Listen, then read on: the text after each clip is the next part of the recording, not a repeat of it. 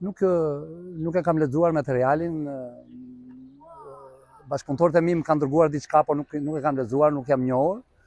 Nga ajo që më kanë treguar bëhet fjalë për dy momente. Një moment ka të bëjë me punësime në periudhë zgjedhjesh dhe momenti i dytë me investime publike në territor apo prokurime publike.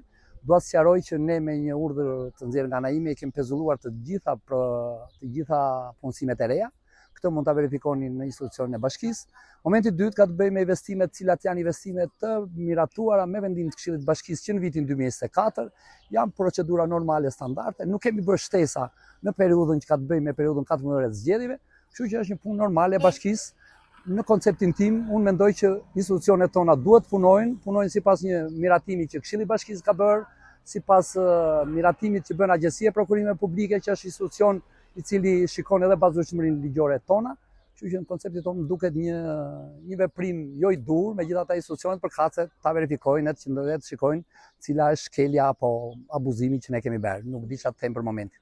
Nuk mund të quhet favorizim, nëse unë investoj në të gjitha fshatrat e bashkisë pa përjashtim. Është një investim 3 vjeçar për vitet 2025, 2026, 2027, i shpallur me vendim të Këshillit të Bashkisë, të miratuar nga institucioni i prefektit, vazhdojmë procedura standarde. Ne nuk bëjmë rrugë të ndara për të majt apo për të djathtë, bëjmë rrugë kudo, në të gjithë bashkinë. Le ta shikojnë komunitetet tona sa të vërtet jemi për këtë pjesë dhe unë nuk di çfarë të them më shumë.